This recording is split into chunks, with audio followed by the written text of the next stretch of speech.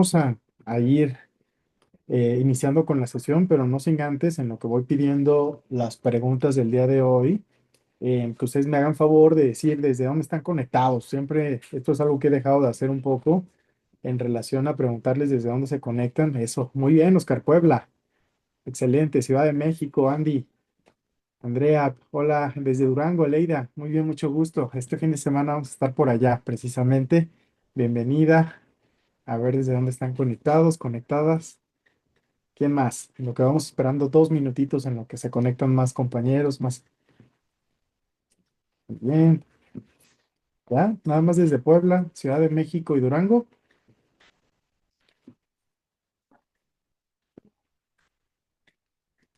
Ok, bueno, pues parece ser que nada más desde esta ciudad. Reynosa, ok, perfecto, pues bienvenidos, bienvenida.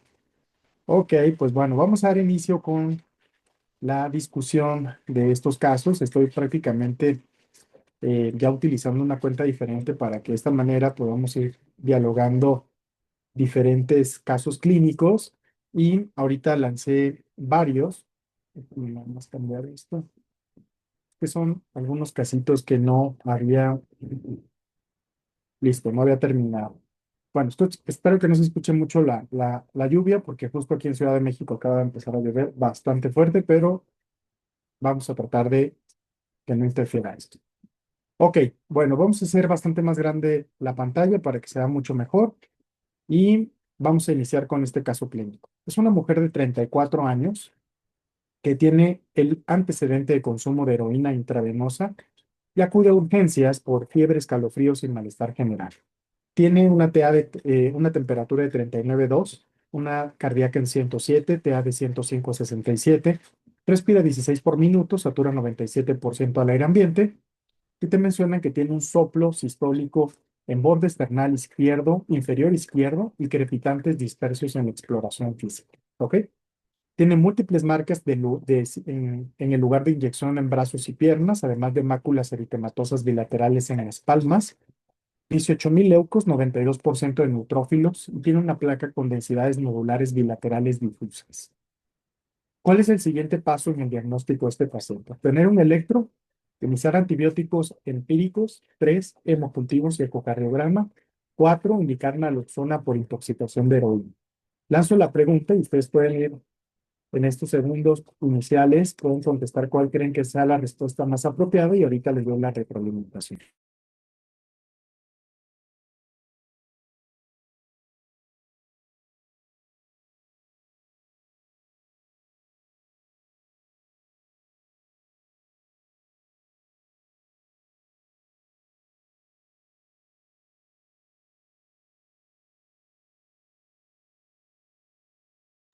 Muy bien, finalizamos la votación, pasamos a la siguiente pregunta.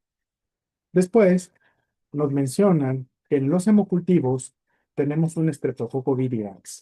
Además, la paciente refiere alergia a la penicilina y te preguntan, ¿el tratamiento debe incluir qué? Gentamicina IV por 2 semanas, Banco IV por 4 semanas, Cefepime por 4 semanas o Piptazo IV por 2 semanas. Listo, pueden contestar.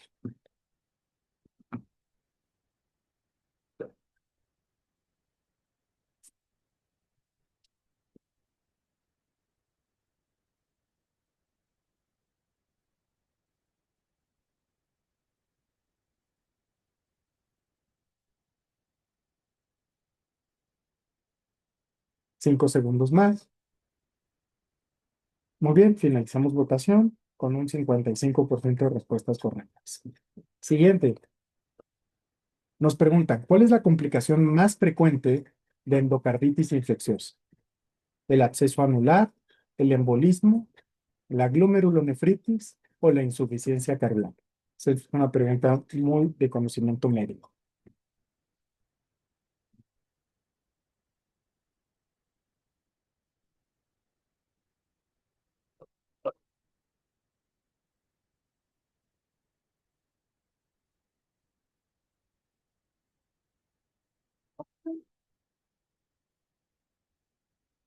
10 segundos.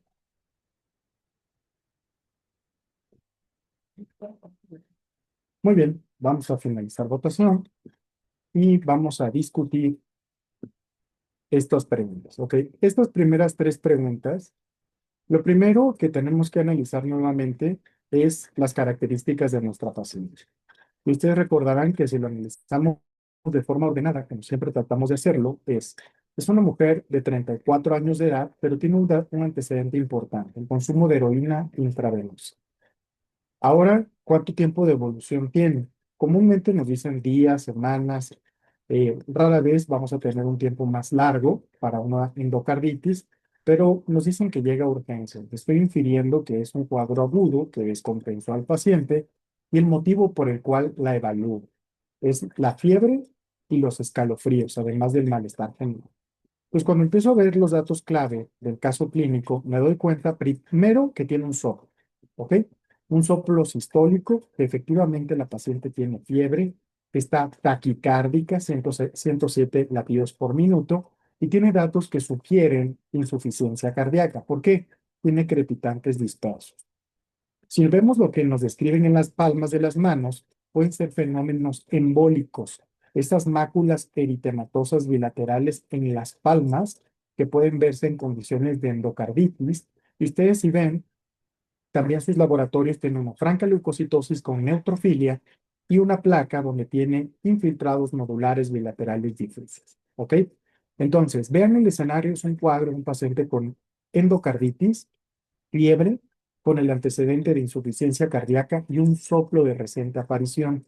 Cuando nos refieran un soplo de reciente aparición, en un contexto de un paciente previamente sana, 34 años, ustedes ven aquí, no es una mujer isquémica que tenga cardiopatía isquémica, no tiene diabetes, no tiene hipertensión arterial, no tiene factores de riesgo para tener una insuficiencia cardíaca crónica, pero sí una insuficiencia cardíaca aguda. Y esta insuficiencia cardíaca aguda se puede estar manifestando como la vemos en el caso. Actores crepitantes bilaterales, además de estos infiltrados nodulares difusos bilaterales. Ahora, la primera pregunta que nos hicieron fue, ¿cuál era el siguiente paso en el diagnóstico de esta paciente? Si bien es cierto es que en el electrocardiograma podemos ver trastornos del ritmo, en un paciente taquicárdica podría ser de utilidad, la realidad es que veamos cómo contestaron y vamos a la retro en relación a la forma en la que contestaron. La mayoría, como lo pueden ver brevemente en pantalla, el 76% del grupo dijo que obtener hemocultivos y ecocardiograma. ¿Ok? Entonces, ¿cuál es la probabilidad de bacteremia en un paciente que tiene alto riesgo de endocarditis? Un 50-70% de los casos. De hecho, aquí voy a aprovechar a comentarles cuál es la probabilidad que tenemos ante un paciente que tiene para tener hemocultivos positivos. Voy a ponerlo aquí en un chat, aquí para que se vea bien. Comúnmente va a depender del tipo de padecimiento infectológico, infeccioso. Por ejemplo, si tengo una celulitis, la probabilidad de hacer bacteremia, esto lo vamos a poner por acá arriba, vamos a, la posibilidad de tener bacteremia en celulitis es muy baja, ¿ok? Entonces, en celulitis, esto llega a ser realmente como un 2 a un 5%. En una neumonía adquirida en la comunidad, aproximadamente este porcentaje anda alrededor de un 20%, a lo mucho, 15-20%. Pero si es un paciente, por ejemplo, que tiene choque séptico, por ejemplo, aquel paciente con una sospecha infecciosa con dependencia de vasopresores, la probabilidad de cachar una bacteremia es entre un 50 y un 60%. Lo mismo me gustaría que lo tengan claro para las neuroinfecciones. Entonces, por ejemplo, cuando tienes un paciente con una sospecha de neuroinfección, pedimos hemocultivos por el alto riesgo de que el paciente tenga una bacteremia, sí, una bacteria circulando en sangre. Entonces vean cómo dependiendo del tipo de padecimiento tenemos probabilidad de tener un hemocultivo positivo. Y ustedes no me van a dejar mentir que cuando fueron MIPS les pedían hemocultivos cuando había fiebre, ¿no? Pero no es lo mismo pedir un hemocultivo en el contexto de una infección de tejidos blandos, como una celulitis, que una neumonía, que un paciente con choque séptico o con neuroinfección. Entonces, aquí, particularmente en endocarditis, también son bastante altas. Las endocarditis también van a tener un porcentaje similar de bacteremia, pero va a depender cuál sea el agente. Si son, por ejemplo, del grupo HASEC, pues son aislamientos difíciles de cultivar. Entonces, pues por lo tanto, si tengo una causa de infección de una endocarditis en este escenario, pues la verdad es que por estos microorganismos, pues el hemocultivo va a salir negativo. Pero quisiera que tengan eso en mente para que cuando piensen en un choque séptico, si en el GENAM viene un choque séptico, viene una neuroinfección, viene un paciente con sospecha de endocarditis porque tiene un soplo con falla cardíaca de reciente instauración asociado a fiebre y con el antecedente un paciente que se inyecta drogas intravenosas, entonces tiene una endocarditis hasta no demostrar lo contrario, pídele hemocultivos. Y el ecocardiograma es precisamente para buscar la posibilidad de que tenga vegetaciones. Y aprovecho a preguntarles, ¿cuál es la probabilidad de tener una vegetación en el ecocardiograma transtorácico? Alrededor de un 60%. Y en el transesofágico, ¿qué tan alto llega a ser? Alrededor de un 90%, 95%. Por eso cuando tenemos pacientes de muy alto riesgo o de muy alta sospecha para endocarditis, aunque tengan un eco transtorácico negativo, acabamos indagando o pidiendo un transesofágico por el alto riesgo de que tenga una vegetación y que no la hayamos visto por el transtorácico. ¿Ok? Entonces, vegetaciones en ecocardiograma en pacientes que tengan endocarditis, pues la sensibilidad, esa es la pregunta, la sensibilidad es alrededor de un 60% con el transtorácico y la sensibilidad de un transesofágico es alrededor del 90%. Entonces, por eso, en este paciente le pedíamos ambos estudios, tanto un ecocardiograma transtorácico, que es el inicial, como hemocultivos por la sospecha de una endocarditis. ¿Ok? Entonces, en el abordaje de endocarditis, el hemocultivo es el mejor método diagnóstico para identificar el microorganismo causal y en realidad se recomiendan 3 muestras sanguíneas de hemocultivo, 10 mililitros por cada botella y el ecocardiograma también es una prueba de gabinete fundamental. Como les mencionaba, la transesofágica en realidad es mejor que la transtorácica y es 60% para transtorácico y 90% para transesofágico. Ok, con respecto a la siguiente pregunta, vean aquí, por ejemplo, tienes un viridans y te dicen que es alérgica a la penicilina. La pregunta previa daba alrededor de un 70%, pero en esta segunda pregunta veamos cómo contestamos. Por ciento le dejó tratamiento con vancomicina, lo cual es la respuesta correcta. Entonces, aquí realmente cayó en la mitad de los casos la posibilidad de respuesta correcta. Entonces, en los casos donde el paciente tenga una infección por un estreptococo beta hemolítico o estreptococo viridans, neumonía, que sean alérgicos a penicilina, el tratamiento es con vancomicina. Y aquí viene un mensaje muy importante porque, ¿qué pasaría? Quiero que ustedes me digan la palabra. ¿Qué pasaría si yo a un paciente con un aislamiento sensible le doy banco? Lo que ocurre es que si yo tengo, por ejemplo, un Staph aureus sensible a dicloxacilina, Staph aureus sensible a dicloxa, es decir, es un aislamiento que va a responder bien a dicloxacilina, y yo a ese paciente le doy tratamiento con vancomicina en lugar de dicloxa, lo que va a ocurrir es que va a aumentar la mortalidad de estos pacientes. Entonces, si el aislamiento es sensible a dicloxa, se tiene que tratar con dicloxacilina. ¿Ok? Entonces, no vayan a caer en la trampa de pensar, no, pues es que banco es más fuerte, banco es de amplio espectro. A ver, sensible a dicloxa se trata con dicloxa. Sensible a dicloxa se trata con dicloxa. Ok, entonces 50% de respuestas correctas en esta pregunta. Ahora vamos a pasar a la siguiente. Nos dicen, ¿cuál es el aislamiento, cuál es la complicación más frecuente de endocarditis? Absceso anular, embolismo, glomerulonefritis o insuficiencia cardíaca. Y aquí vamos a ver qué contestaron como grupo y el 44% del grupo dijo que la insuficiencia cardíaca. ¿Ok? Entonces, si ustedes ven este cuadro clínico del paciente, es un paciente precisamente con insuficiencia cardíaca, 44%. La glomerulonefritis, que tanto hemos dialogado en otros casos clínicos, recuerden que la glomerulonefritis asociada a endocarditis, ¿qué característica tiene? ¿Quién me recuerda? A ver si me ayudan recordando qué característica tienen temas de síndrome glomerular. ¿Qué síndrome glomerular daría una glomerulonefritis? ¿Una hematuria proteinuria, un nefrítico o un nefrótico? No me dejen solo, me andan dejando solo desde que pregunté desde dónde estaban conectados. Entonces, ¿qué síndrome glomerular daría una glomerulonefritis asociada a endocarditis? Es correcto, un nefrítico. Y ustedes van a recordar que el nefrítico es la combinación de lesión renal aguda con hematuria glomerular. Es decir, un paciente que tiene falla renal con hematuria, y es correcto, era la siguiente pregunta, Regina. Bien, complemento C3 disminuido. ¿Ok? Con complemento C3 disminuido, pero no es tan común como el cuadro de falla cardíaca. Y aquí ustedes lo ven en este caso clínico. El dato aquí, el paciente tiene crepitantes dispersos, tiene densidades nodulares bilaterales, ¿ok? Entonces, y tiene ese soplo sistólico grado 2 de 6 en el borde esternal inferior izquierdo. Entonces, este paciente tenía endocarditis. Muy bien. A ver, ¿qué les pareció este caso? De entrada, como para ir abriendo, rompiendo el hielo este lunes por la tarde.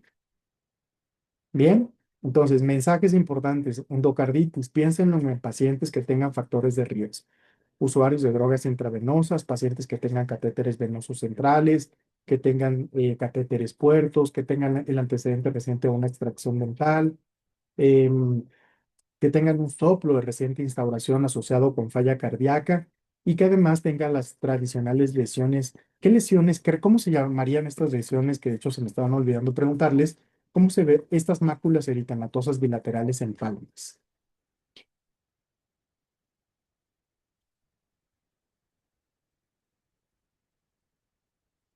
¿Lesiones de qué?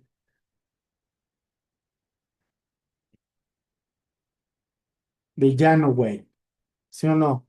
Exacto. Si ustedes buscan así literal lesiones de Janoway, van a ver, y es por eso quiero que se las imaginen. Aquí están. ¿Ya vieron? Estas lesiones en palmas de las manos, vean, por ejemplo, esta es otra, se ve más bonita. Vean, son lesiones, son fenómenos isquémicos, ¿ok? Y ocurren en manos y plantas de los pies en pacientes con endocarditis bacteriana aguda, ¿va? Listo, ahora lo único que quería mostrarles. Ahora vamos a pasar a la siguiente pregunta.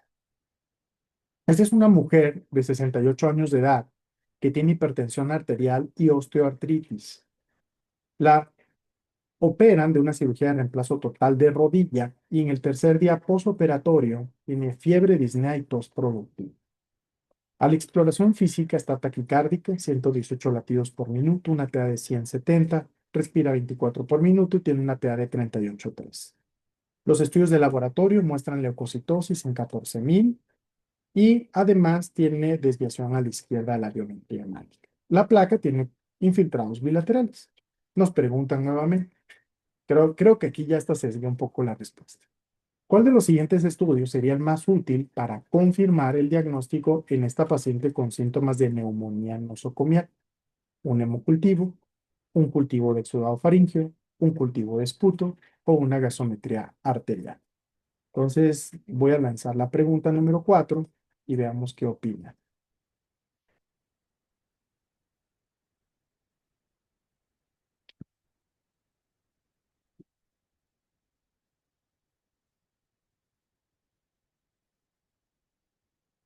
Ok, 10 segundos más.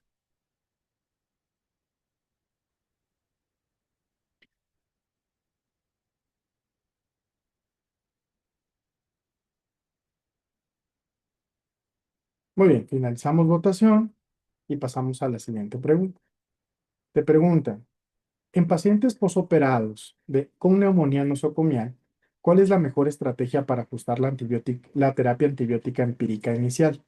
Ajustar según sensibilidad en cultivo de esputo, basarse en la mejoría clínica del paciente, ajustar según resultados de hemocultivos o ajustar de acuerdo a la duración de la fiebre. Listo, pueden contestar.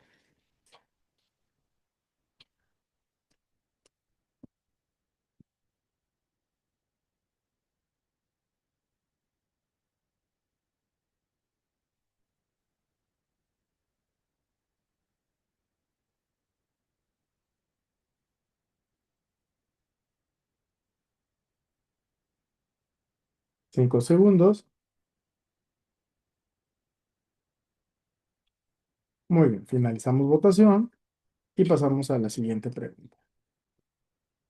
¿Cuál de las siguientes medidas es más efectiva para evitar o prevenir la neumonía nosocomial en pacientes posoperados? La administración de profilaxis antibiótica prolongada, la terapia de expansión pulmonar con espirometría incentiva, el uso rutinario de nutrición parenteral o la deambulación temprana. Listo, pueden contestar.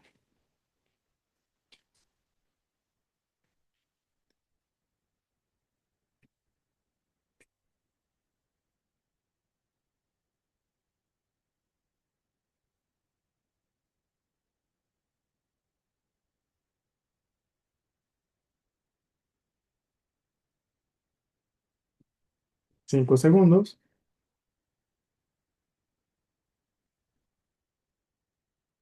Finalizamos votación.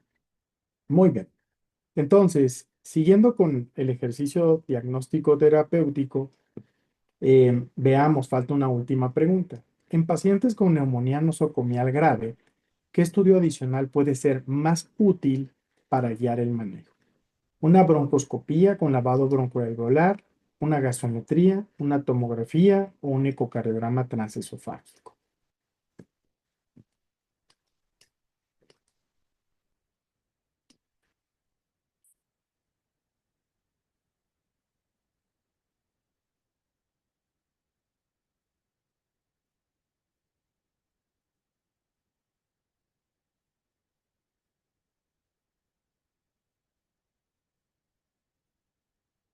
Muy bien, vamos a finalizar la votación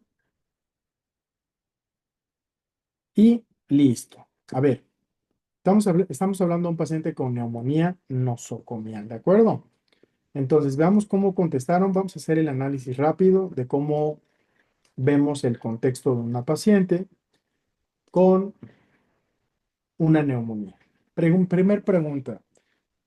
¿Cuál es el punto de corte para definir una neumonía intrahospitalaria de una neumonía adquirida en la comunidad, comúnmente? ¿Cuánto? 48 horas. Muy bien. Entonces, ¿cuándo empezó esta paciente? Esta paciente la operaron y en su tercer día postoperatorio, es decir, comúnmente estos pacientes entran un día antes del procedimiento quirúrgico, pero de todas maneras aquí fue al tercer día posoperatorio que tiene un cuadro clínico compatible con un proceso neumónico. Es una mujer de 68 años, tiene hipertensión y osteoartritis y sabemos que es un cuadro agudo. ¿Por qué? Porque ocurrió 3 días después del postquirúrgico y el motivo es disnea, fiebre y tos productiva. ¿Ok? Entonces vean cómo en realidad, inclusive aquí lo hacemos muy estructurado, pero cuando ustedes estén contestando el examen nacional, puede ser que las preguntas vengan todas revueltas o todo el contexto del paciente sea revuelto. Pero ustedes traten siempre de decir, ¿quién es mi paciente? Es una mujer de 68 años hipertensa que acude o tiene síntomas después de 3 días de un procedimiento quirúrgico con disnea, tos y fiebre. Entonces, ¿qué tiene a la exploración física que es importante recalcar? Pues efectivamente se confirma la fiebre, tiene taquicardia, está taquipnéica y hay algo muy interesante, la presión arterial. ¿Por qué? Porque la presión arterial es de 170, pero la paciente es hipertensa. Entonces, la pregunta es, ¿ustedes creerían que este contexto clínico la presión no está tan mal? La realidad es que la presión está baja, muy baja, porque es una mujer hipertensa previamente. Entonces, tener 170, véanlo con bastante cuidado. 25-30% de la población a esta edad, al menos, tiene hipertensión arterial. Entonces, incluso teniendo una TA de 110-70, puede no ser una TA apropiada para el antecedente de hipertensión arterial.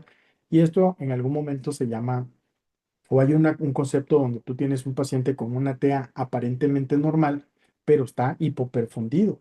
Y en algún momento, no sé si lo han escuchado, pero se llama choque críptico. Y son pacientes que tienen hiperlactatemia, que tienen lactatos comúnmente por arriba de 4, pero tienen una TEA de 170, que pues no la ves tan baja, pero en el contexto de hipertensión arterial es inapropiadamente baja. ¿Ok? Ahora tiene leucocitosis, tiene estertores en ambas bases pulmonares y tiene una neumonía de focos múltiples. Entonces, nos preguntaron cuál era el estudio que sería más útil para confirmar el diagnóstico. Yo les decía que a lo mejor acababa sesgándolo, pero sesgándolo a favor, porque aquí, por ejemplo, estuvo muy peleado. Como ustedes pueden ver en este momento, 41% de ustedes dijeron hemocultivos y un 49% dijo cultivo de expectoración. Fue lo que ganó el cultivo de expectoración. ¿Qué dijimos hace un momento en temas generales? ¿Cuál es la posibilidad de tener un hemocultivo positivo en un paciente con neumonía? Es 20%. Entonces, incluso no es tan alto en presencia de fiebre, pero si la paciente tiene expectoración, tiene una tos productiva, pídanle un cultivo de esputo. Entonces, la realidad es que aquí la respuesta correcta, como bien contestó la mitad del grupo, 50%, era el cultivo de expectoración. Ahora, quiero recalcar algunos puntos importantes. La gasometría arterial no te ayudaría a identificar aislamientos, por ejemplo. Todavía el hemocultivo y el cultivo de esputo estarían orientados a identificar el aislamiento microbiológico. La gasometría arterial es un nos va a servir, por ejemplo, si el paciente tiene frecuencia respiratoria en 24, probablemente va a tener alcalosis respiratoria, la gasometría. Recuerden que la alcalosis respiratoria ustedes la van a ver en un paciente taquipnéico, ¿ok? Mientras que la acidosis respiratoria comúnmente lo van a ver en un paciente bradipnéico. Digamos, simplificando esto, paciente respirando 8 por minuto por una intoxicación por algún fármaco, pues va a tener retención de dióxido de carbono y con esto acidemia respiratoria, mientras que un paciente que está respirando 30 por minuto va a estar eliminando exceso, va a estar eliminando dióxido de carbono y por lo tanto va a desarrollar alcalosis respiratoria.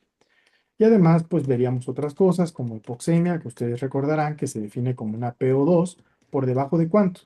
Dependiendo de donde lo revisen, puede ser una PO2 menor a 60 milímetros de mercurio, o también si lo ven en saturación de oxígeno, que sería una saturación menor al 90%. ¿Ok? Entonces noten cómo la saturación menor a 90% traduce con alta probabilidad que el paciente es hipoxémico, documentado por la gasometría arterial con una PO2 por debajo de 60 milímetros de mercurio. ¿Ok? Y si yo les dijera que este paciente tiene esta gasometría, ¿qué tipo de insuficiencia respiratoria tendría? ¿Sería una insuficiencia respiratoria tipo 1 o tipo 2? A ver, me voy a aguantar unos segundos para que sea incómoda la pregunta y entonces todo el mundo esté atento y de repente diga, ah, fue tal. Las insuficiencias respiratorias con disminución de PO2, ¿qué tipo de insuficiencias son? ¿Tipo 1, tipo 2, tipo 3, tipo 4? Es tipo 1, muy bien. Las tipo 1 son hipoxémicas, las tipo 2 son hipercápnicas, las tipo 3 son asociadas a un contexto perioperatorio y las tipo 4 son asociadas a choque. Entonces, es un concepto, es una definición que en realidad es bastante académica, pero en la vida real coexisten muchas de estas entidades. Entonces, hipoxémica es tipo 1, hipercápnica es tipo 2, es decir, aquella que va asociada a acidosis respiratoria, y la tipo 3 es perioperatoria y tipo 4 es asociada a choque. Pero la gasometría no hace diagnóstico de neumonía. La gasometría nos ayuda a evaluar las complicaciones propias de una enfermedad infecciosa pulmonar. ¿Ok? Entonces, la gasometría es útil para evaluar la oxigenación, pero no para evaluar el patógeno. El hemocultivo puede ser útil en casos de bacteremia, pero no es tan apropiado como el cultivo de expectoración o cultivo de Spucto si es una infección respiratoria. Y el cultivo de exudado faríngeo, pues es aún menos útil en este contexto, porque realmente de lo que nos va a hablar es de un aislamiento o de una identificación a nivel de la faringe, no a nivel del parénquima pulmonar, como con la expectoración, que al final tú expectoras y esa expectoración estás, viene de las vías aéreas bajas. ¿Ok? Ahora, entonces, 49% de respuestas correctas aquí. Ya tengo el contexto de una neumonía y te dicen cuál es la mejor estrategia para ajustar la terapia antibiótica empírica inicial.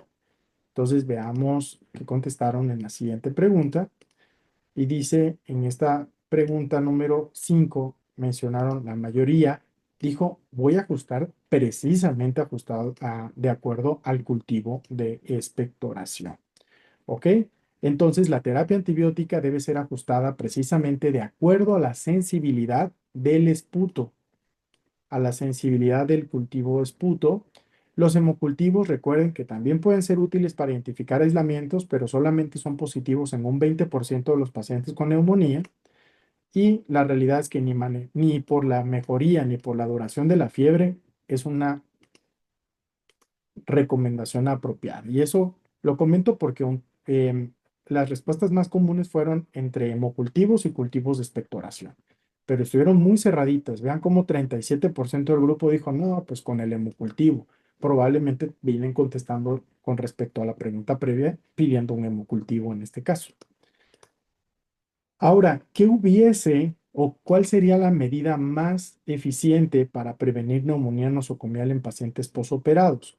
Y veamos qué contestaron. Aquí, en esta pregunta número 6, igual estuvo bien dividida. Vean cómo 43% dijo, no, pues que camine rápido, que se mueva para que maneje mejor las secreciones. Y el otro 34% dijo, pues mejor le doy antibióticos de manera prolongada. Entonces, la deambulación temprana, nos mencionan, por ejemplo, vamos a ver, la deambulación temprana es una de las situaciones que nos ayudan a que el paciente maneje mejor las secreciones y pueda propiamente expectorar, pero los antibióticos profilácticos no son una recomendación que debamos de dejar a los pacientes de manera rutinaria. De hecho, el tratamiento con profilaxis son comúnmente 3 dosis en el posquirúrgico, 3 días, dependiendo de la intervención quirúrgica, pero no es algo que dejamos de manera prolongada. Nunca dejamos 5 días, 7 días de tratamiento después de un procedimiento quirúrgico. Ahora, la espirometría incentiva, ¿alguien recuerda cuando dejamos estos aparatitos de las bolitas en el postoperatorio? Son estas recomendaciones para que el paciente esté todo el tiempo haciendo ejercicio pulmonar, inspirando y con esto manejando mejor las secreciones. Si bien es cierto, la deambulación temprana también es un factor que mejora el riesgo de neumonía nosocomial. Si tengo que elegir entre que haga inspirometría versus deambulación temprana, al final también esto nos va ayudando. Entonces, mencionan, la terapia de expansión pulmonar, incluyendo espirometría incentiva, es efectiva para prevenir complicaciones pulmonares posoperatorias como la neumonía, al mejorar la ventilación y reducir el riesgo de atelectasis, que justo era una de las preguntas que me hacía ahorita la doctora Sara. Entonces, la terapia con espirometría incentiva mejora el riesgo de neumonía al mejorar el proceso la ventilación pulmonar, la ventilación, em, y reducir el riesgo de atelectasis. La deambulación temprana es benéfica, sí ayuda a disminuir el riesgo también, aunque menciona que no es específica para la neumonía, nos ayuda más para evitar complicaciones posquirúrgicas asociadas a tromboembolismo, ¿ok? Y la deambulación y la administración de profilaxis antibiótica prolongada, pues no se recomienda. Inclusive esto puede aumentar notablemente el riesgo de resistencia bacteriana. Entonces, ojo, la deambulación temprana, el hecho de que un paciente se mueva así, disminuye el riesgo de complicaciones en términos generales, incluyendo neumonía, pero es predominantemente más importante para las complicaciones tromboembólicas. ¿Ok? La nutrición parenteral no tiene asociación aquí. De hecho, sí aumenta el riesgo de un tipo de infección. ¿Alguien recuerda cuál? ¿De qué aumenta el riesgo de infecciones la nutrición parenteral? Dices, ¿por qué aumentaría el riesgo de una infección cuando lo que estás haciendo es nutrirlo? Es correcto, doctora Sara. Asociaciones con cándida. ¿Ok? Y aquí mismo pregunto, si ustedes tienen una candidemia, ¿cuál es el tratamiento de elección? ¿Qué antifúngico?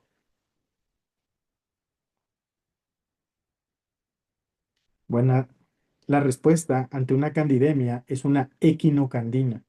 ¿Cuáles son los ejemplos de equinocandinas? Anídula fungina, caspofungina, son fármacos para candidemias. ¿Ok?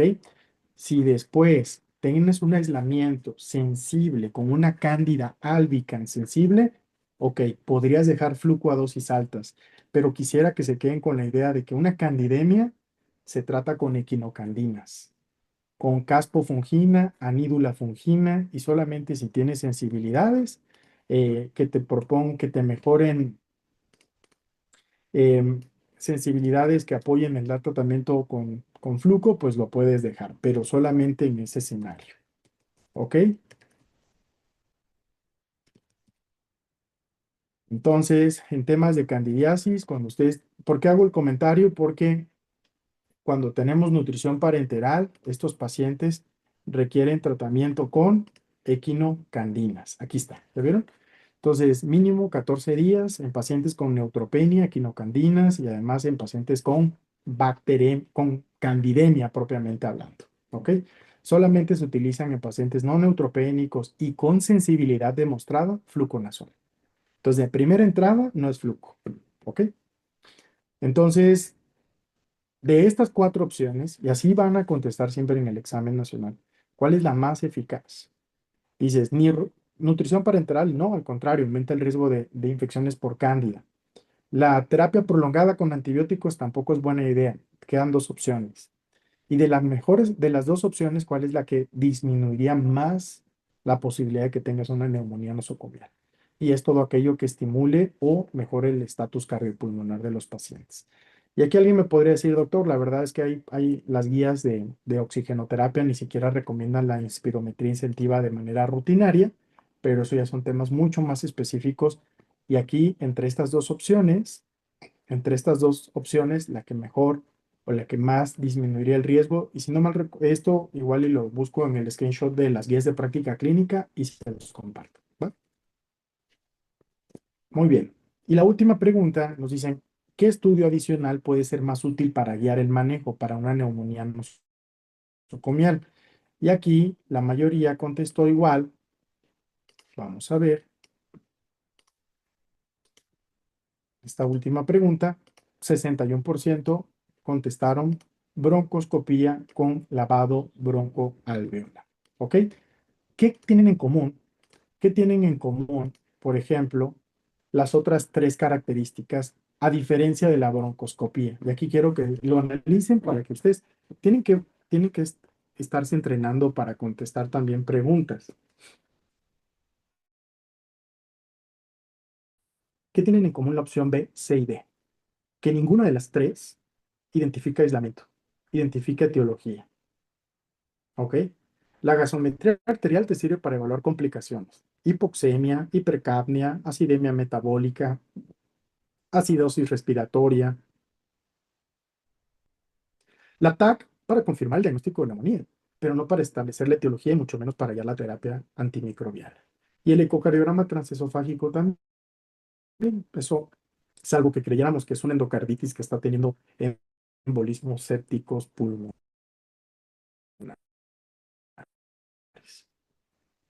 La broncoscopía con lavado broncoalveolar puede proporcionar muestras para cultivos y estudios microbiológicos, ayudando a identificar el patógeno y ajustar el tratamiento antimicrobiano. Entonces, aquí muy importante, 60% del grupo dijo efectivamente la broncoscopía con lavado broncoalveolar, pero el otro 40% por algún motivo pensó alguna de las otras opciones que les mencionaba. ¿Ok? Listo. ¿Qué les pareció este segundo caso? Es de neumonía intrahospitalaria. Al final, esto ya nos hemos contestado, por eso, como luego no las termino, se me quedan ahí para volver a contestar. ¿Qué opinan de este caso? ¿Hay alguna duda con temas de la neumonía intrahospitalaria?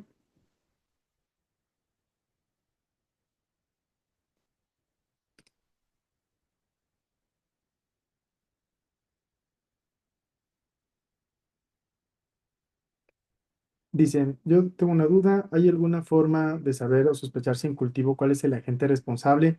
Híjole, sin el cultivo es algo bien complejo, pero en temas generales, cuando tengas el antecedente en general de uso de drogas intravenosas, la verdad es que pueden ser ambos, son los más comunes porque predominantemente son de piel, estimada Magali. Entonces, la forma para confirmarlo, o sea, es evidentemente con hemocultivo. Entonces, ¿cuándo se usa la vacunación? Bueno, ahorita en temas la vacunación en general para neumococo la vamos a recomendar. eh,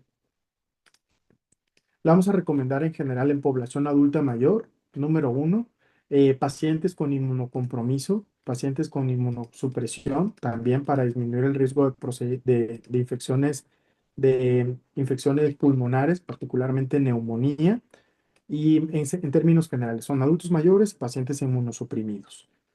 Pacientes con uso de prednisona más de 20 miligramos 20 miligramos al menos por un mes. Hay algunos lugares que dicen más de 3 meses, pero más de 4 semanas con 20 miligramos de predni. En general son pacientes inmunosuprimidos, pacientes que están recibiendo tratamiento con quimioterapia, pacientes con infección por virus de inmunodeficiencia humana, pacientes de más de 65 años. ¿Ok?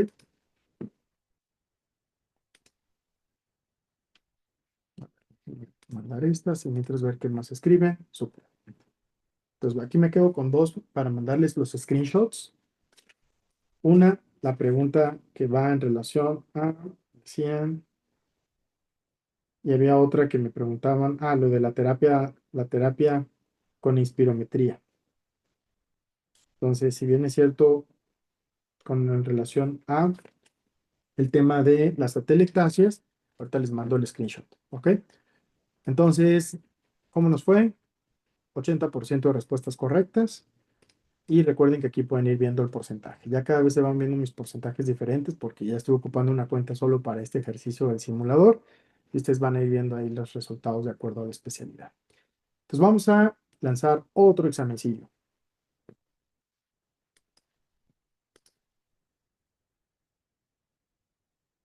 ¿Ok? Igual cortito. Y sin interna.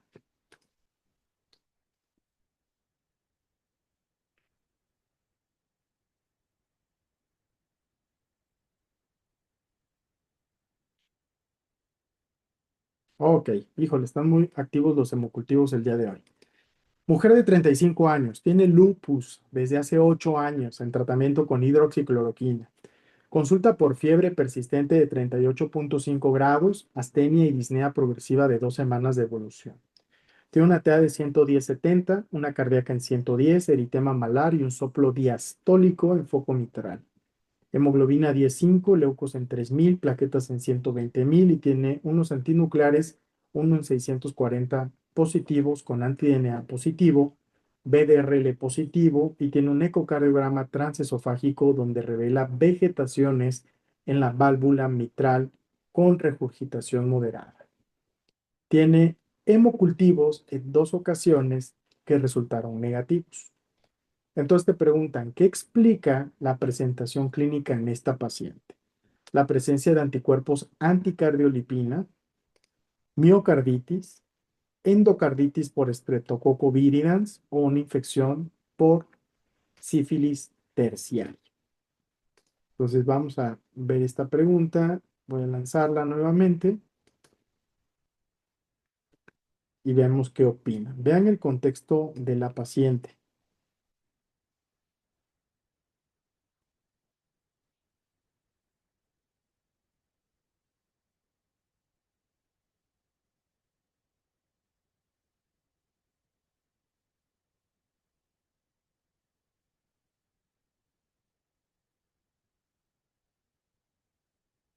Finalizamos votación con un 38% de respuestas correctas. Siguiente. ¿Qué mecanismo explica los hallazgos ecocardiográficos en esta paciente? Acumulación de complejos inmunes, inflamación granulomatosa crónica, invasión mediada por dextranos o inflamación de vasos nutricios arteriales. Pueden contestar.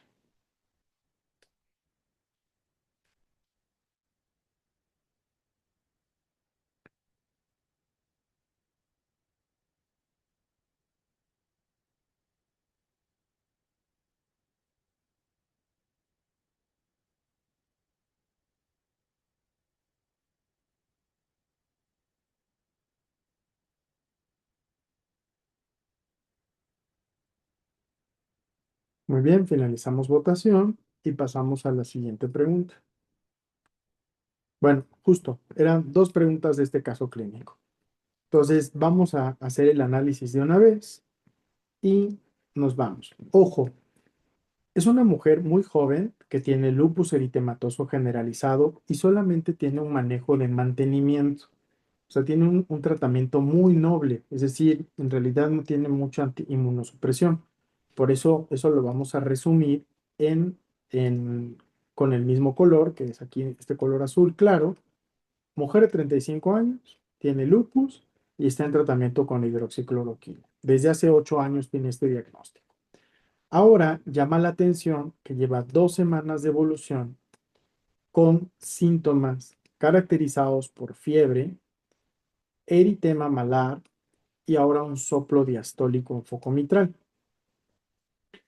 Tiene leucopenia, voy a ponerlo eso ya en rojito, porque ese es el motivo por el cual llega, pero llama la atención que tiene leucopenia, tiene trombocitopenia, tiene anemia, tiene anti-DNAs y antinucleares típicos y tiene un VDRL positivo. Pero además tiene algo muy peculiar. Hemocultivos en 2 ocasiones han resultado negativos. Entonces, tiene datos de vegetaciones en la válvula mitral con regurgitación moderada y hemocultivos negativos. Y es una mujer con lupus que tiene un VDRL positivo.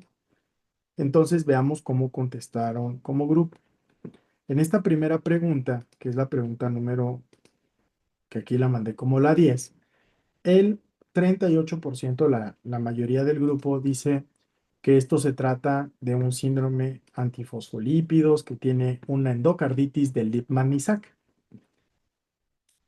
o que tiene endocarditis de Lippmann-Isaac. Entonces, vean, voy a quitar estas anotaciones y me dicen, presencia de anticuerpos anticardiolipina. En pacientes con lupus, los anticardiolipinas son un criterio del síndrome antifosfolípido secundario. Y estos pacientes pueden tener trombosis, que es lo más clásico, estas pérdidas fetales recurrentes asociadas con trombosis venosa profunda, con tromboembolia pulmonar, pero también pueden tener vegetaciones estériles en válvulas cardíacas, que es lo que llamamos endocarditis de Lippmann-Isaac. Y aquí el VDRL positivo en este contexto es un falso positivo típico para esta condición. Entonces, aunque te den un VDRL positivo, no se trata de sífilis, ¿ok? Recuerden que el VDRL positivo puede ser un falso positivo en pacientes con lupus. Entonces, si fuera una sífilis terciaria, ustedes tendrían que tener otras características como síntomas neurológicos, las gomas, aortitis, que sería una manifestación diferente. En el caso de una endocarditis bacteriana, aquí lo importante es que sí es cierto, tú dices, tengo que descartar una infección porque tiene soplo y porque tiene fiebre, pero tiene 2 hemocultivos negativos y además tiene trombocitopenia, leucopenia, anemia, elevación de anti-DNAs, entonces eritema malar, entonces pareciera ser que tiene actividad clínica la paciente, actividad hematológica, mucocutánea y además cardíaca. ¿Ok? Miocarditis. La miocarditis comúnmente se presenta clínicamente como un cuadro de insuficiencia cardíaca asociada a dolor. De hecho, recuerden que miocarditis también puede inflamarse por lupus. De hecho, es un criterio para dar tratamiento a dosis altas con metilprednisolona y ciclofosfamida, pero no tendrían por qué tener vegetaciones las miocarditis. Las miocarditis en el estudio de resonancia magnética tendrías datos que sugerirían inflamación miocárdica en la resonancia magnética, que es el mejor estudio para evaluar miocarditis, pero no tendrían por qué tener vegetaciones los pacientes con miocarditis. Entonces, este caso fue un paciente con lupus que tiene una endocarditis de Lippmann-Isaac. Entonces, ¿qué porcentaje del grupo contestó correctamente estas preguntas? 38% llegaron a la respuesta correcta. Entonces, 22% dijeron miocarditis. Si tiene vegetaciones, descártenla. La endocarditis por estreptococo, pues sí pudiera ser una posibilidad, pero no es una paciente con dosis altas, no es una paciente que tiene dosis altas de inmunosupresión o antecedentes infecciosos o extracciones dentales, ni factores de riesgo para endocarditis infecciosa. Y la sífilis terciaria ante la ausencia de aortitis, síntomas neurológicos y gomas, pues la verdad es que es poco probable y el VDRL solamente es un distractor, es un falso positivo. La siguiente pregunta nos dicen, ¿qué mecanismo explicaría por qué este paciente tiene estas manifestaciones de vegetaciones. Y la mayoría nos dicen acumulación de complejos inmunes. ¿Ok? Entonces, vamos a contestar acumulación de complejos inmunes y recordar que lupus es una enfermedad que puede dar daño en cualquier cuerpo, cualquier parte del cuerpo. ¿Ok? Y esto mediado particularmente por la formación de complejos inmunes, pero recuerden que estos complejos inmunes pueden dar lesión en cualquier sitio. Un paciente con lupus puede tener pericarditis, endocarditis, pericarditis, miocarditis, endocarditis. Esto a nivel cardíaco. Y aquí les voy a preguntar algo. Si yo les dijera, ¿cuál es la complicación cardíaca más común en lupus? ¿Qué me contestaría? La respuesta aquí sería pericarditis, ¿de acuerdo? Sería la manifestación del pericardio, la actividad en serosas, pericarditis. Ahora, si la pregunta fuera, ¿cuál es la más grave? Entonces podríamos echarnos ahí una complicación cardíaca más grave, la miocarditis. ¿Ok? Ahora, ¿cuál es la complicación más grave a nivel pulmonar en lupus?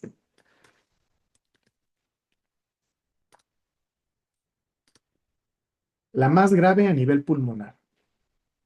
Complicación pulmonar más grave en lupus.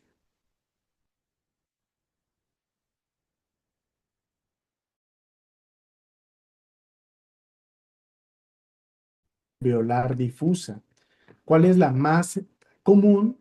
La serositis, el derrame pleural.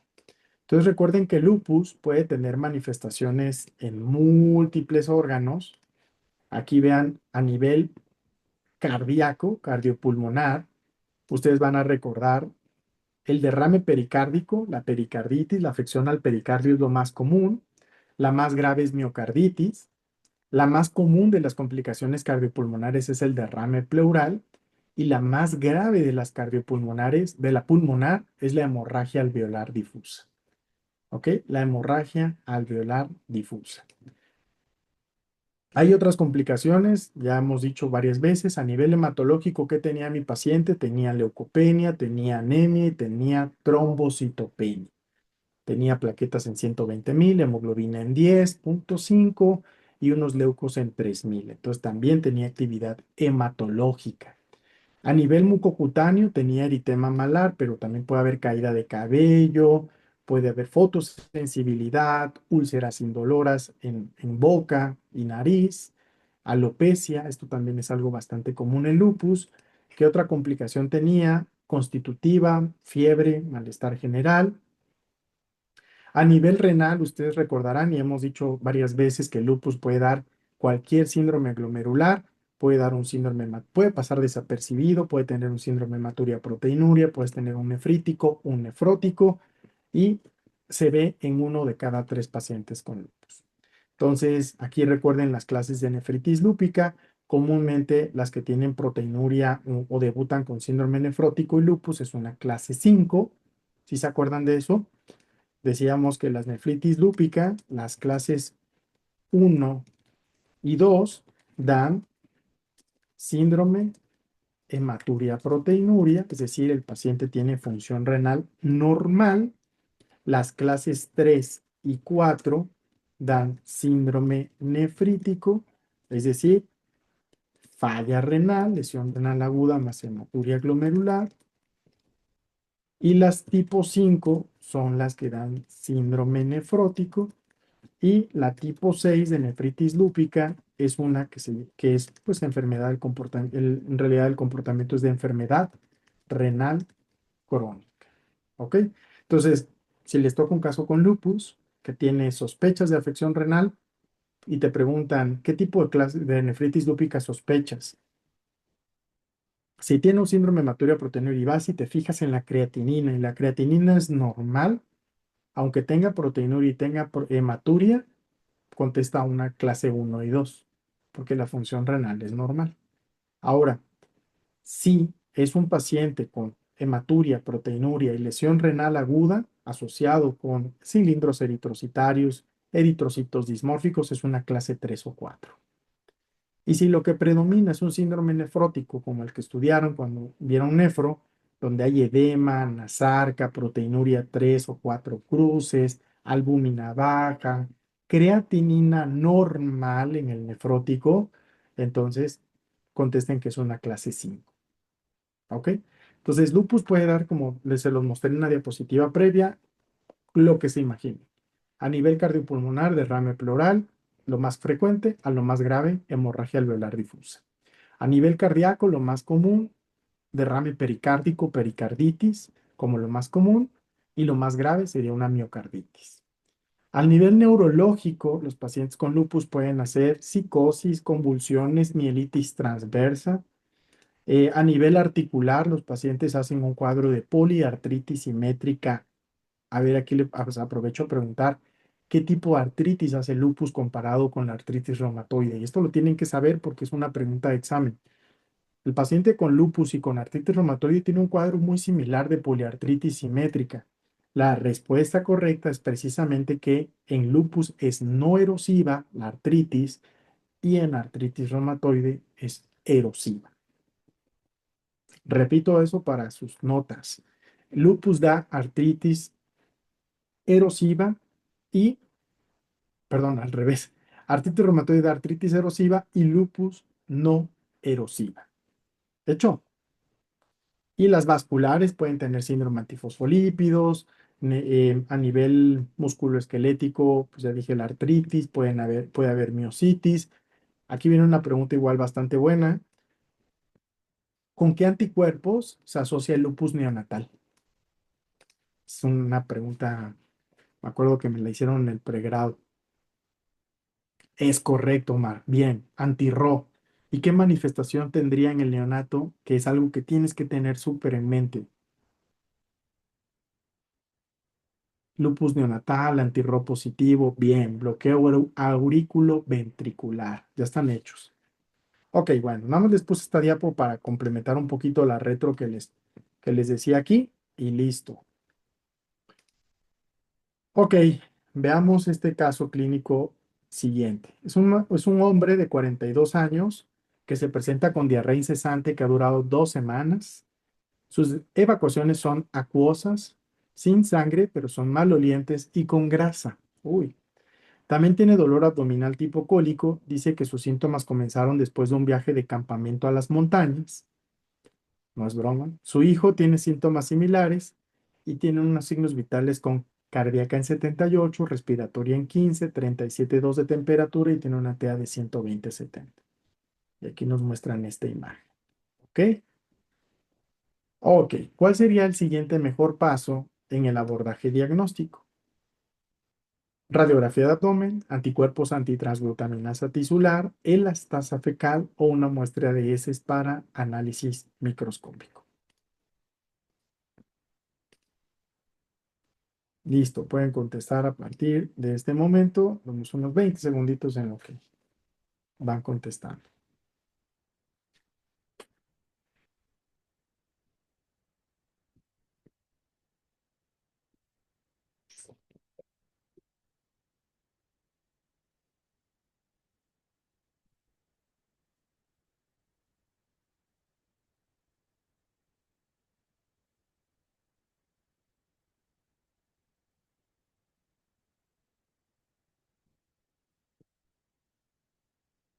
Finalizamos votación.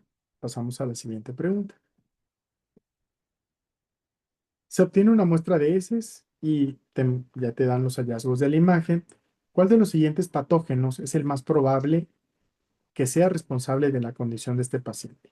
Campylobacter, Giardia, Bacillus cereus y Yersinia enterocolítica. Voy a lanzar aquí. Listo, aquí pueden contestar. Ay, no, pero está mandando otra. Listo, a ver, en esta. ¿Qué opinan?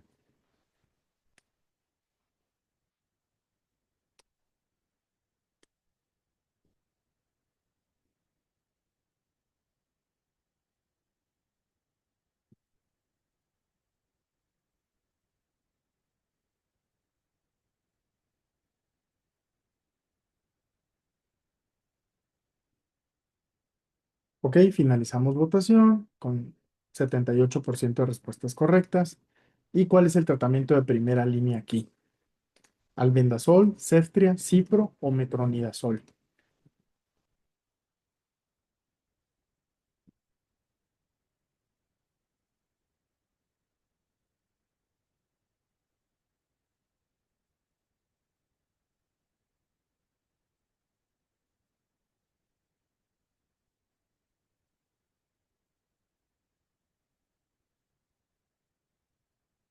Muy bien, finalizamos votación. Veamos si no hay una cuarta pregunta. No. A ver. Nos dice, ¿cuál sería el siguiente mejor paso para el abordaje diagnóstico? Entonces, en relación a esta pregunta, la mayoría dijo, pues muestra eneses para análisis microscópico, pero aquí nos spoilearon la pregunta porque nos pusieron la imagen antes, ¿ok? Entonces, aquí, ¿qué datos tienen que hacernos pensar en una diarrea aguda versus subaguda versus crónica? Cuando vean esto, también una de las condiciones que les va a ayudar mucho a establecer diagnósticos es la temporalidad. Ay, ¿qué dice? La temporalidad de cuánto tiempo de evolución tiene la diarrea. Ojo, cuando tengan un cuadro de diarrea, náusea, vómito posterior al consumo de algún alimento y el cuadro clínico empezó entre las primeras 8 o 12 horas después del consumo, todo lo que hace creer es que tenemos una intoxicación alimentaria, ¿ok? Es una intoxicación alimentaria. Y ahí podemos pensar en bacilios serios, podemos pensar en staph incluso, pero aquí llama la atención que lleva 2 semanas de evolución, es un cuadro subagudo. Entonces, si ustedes analizan con detalle, te van a decir 2 semanas, ¿ok? Entonces, esto es importante para el diagnóstico.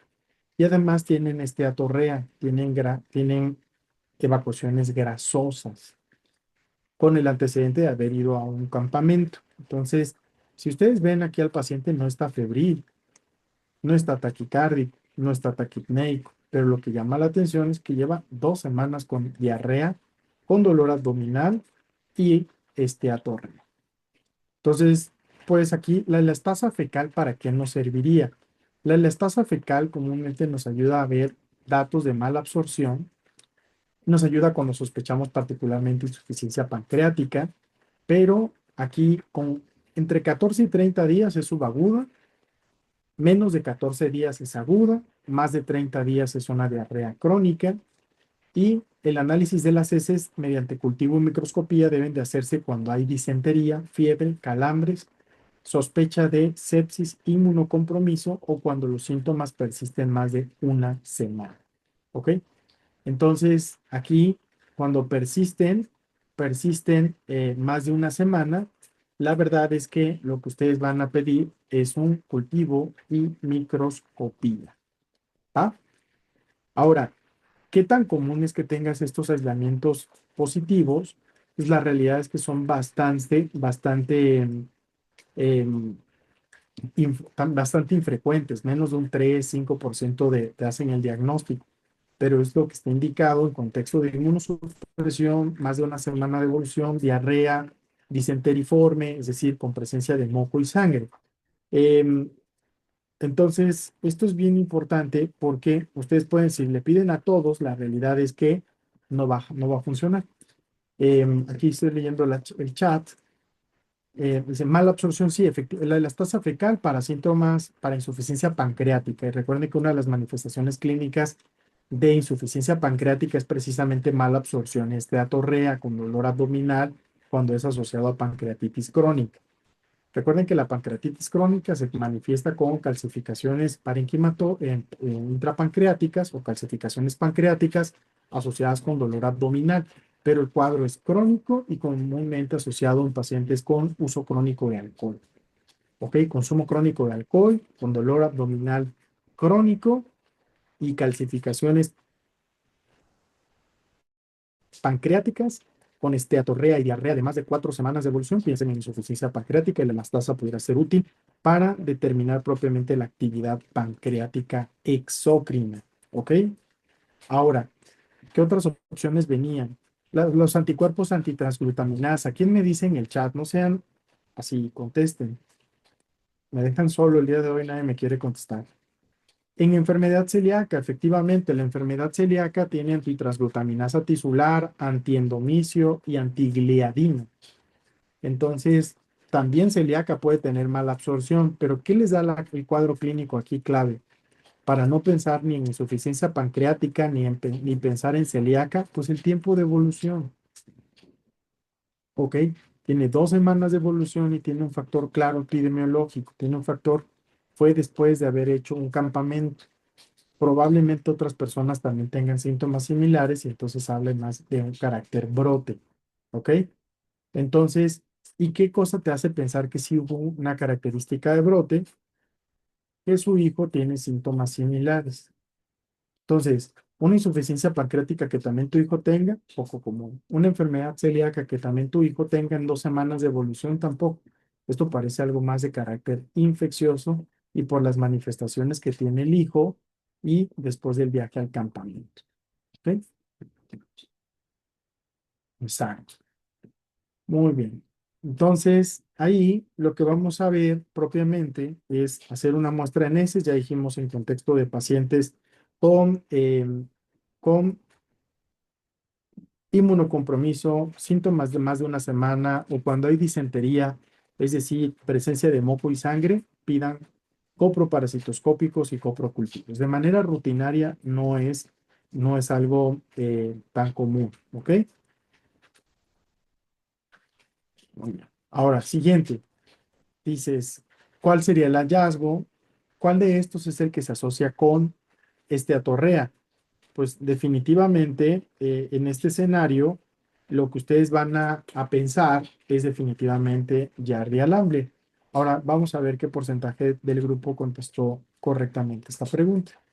Ahora, ¿con qué asociarían Campylobacter? Si ustedes, además de que daría una diarrea muy de carácter disenteriforme, ¿con qué la asociarían? Yardi Alambria la contestó 78% del grupo, la voy a poner ya como una respuesta grupal, que fue la correcta, pero ¿con qué asociarían Campylobacter jejuni? Con síndrome de Guillain-Barré. Muy bien. Ahora, síndrome de Guillain-Barré, bueno, contacto con aves, pero eso creo que me faltó hacer una pregunta más. ¿Con qué complicación se asocia la infección por Campylobacter jejuni con síndrome de Guillain-Barré? Y recuerda que Guillain-Barré ocurre comúnmente 2 semanas después del cuadro infeccioso gastrointestinal comúnmente y se manifiesta por un cuadro de parálisis ascendente asociado con hipo o arreflexia y los pacientes tienen disociación proteinocitológica en el líquido cefalorraquídeo. El tratamiento para Guillain-Barré comúnmente es con inmunoglobulina o con recambio plasmático, pero recuerden Campylobacter jejuni con síndrome de Guillain-Barré.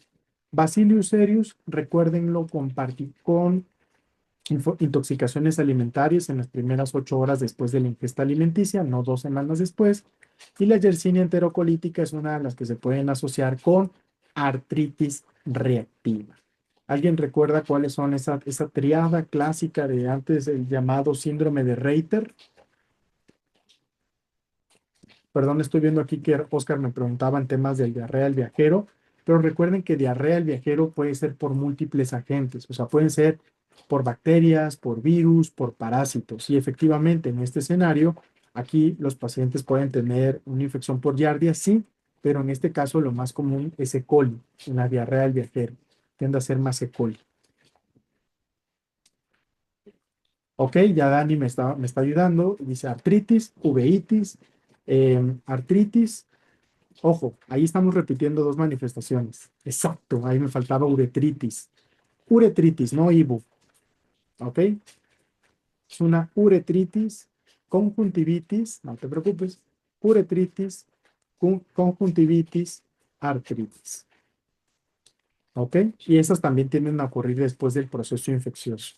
Entonces, vean cómo estas son preguntas comunes, así de clásicas de examen, donde Campylobacter lo voy a asociar con síndrome de Guillain-Barré, Giardia lamblia lo voy a asociar con deficiencia de inmunoglobulina A en pacientes con mala absorción intestinal aguda, o sea, con un cuadro post-infeccioso, con esteatorrea, Bacillus cereus cuando pase un cuadro muy rápido en las primeras 8 horas de evolución Y Yersinia enterocolítica, recuerden la asociada con artritis reactiva.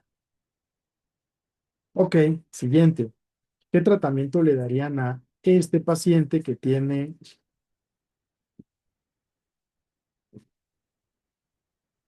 una infección por Giardia lamblia? 73% le dio tratamiento con metronidazol como la respuesta correcta. También pudo haber sido descrito tinidazol o nitazoxanida como una potencial respuesta apropiada. ¿Ok? Entonces, ¿qué tenemos aquí? Importante, recuerden, Giardia lamblia es can see, can be, can climb a tree. Muy bien. Ok, entonces, esas son formas de recordarlo. En realidad, aquí, metronidazol, diarrea lamblia, diarrea aguda, subaguda, asociada con dolor abdominal, esteatorrea. Los factores de riesgo comunes tienden a ser deficiencia de inmunoglobulina A y los pacientes van asociados comúnmente a brotes. Aquí, si ustedes ven el dato clave en el caso clínico, fue que su hijo tenía síntomas similares. Ok, siguiente. Ok, vamos a ver este caso. También nos tocó otro caso de infecto masculino de 42 años con antecedente de múltiples parejas sexuales sin protección. Acude a consulta por presentar fiebre, astenia, diarrea acuosa desde hace 3 semanas. Refiere pérdida de peso significativa y tos seca no productiva. Tiene candidiasis oral, linfadenopatías generalizadas y tiene una erupción cutánea maculopapular en el tronco. La prueba de ELISA para inmunodeficiencia para VIH, para infección por VIH, resultó positiva y está confirmada por Western Blot. ¿Cuál de los siguientes estudios es fundamental para evaluar el estado inmunológico en un paciente con VIH? Entonces, es una pregunta que vamos a ver y que vamos a analizarla nuevamente. Si esta pregunta la voy a poner 6. Reiniciar.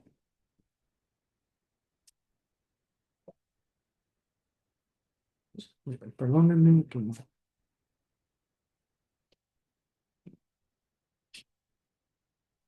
Bueno, aquí tengo una para más. Vayan pensando, voy a dar 10 segundos más para contestar. En lo que quito. Listo, de tener uso compatible. Listo.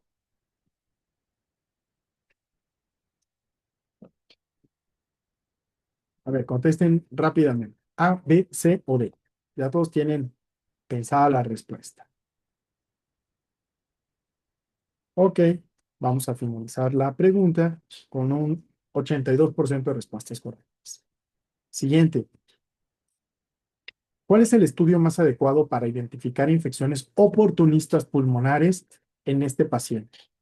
Radiografía, cultivo de expectoración, tomografía o broncoscopía con lavado broncoalveolar. Pueden contestar.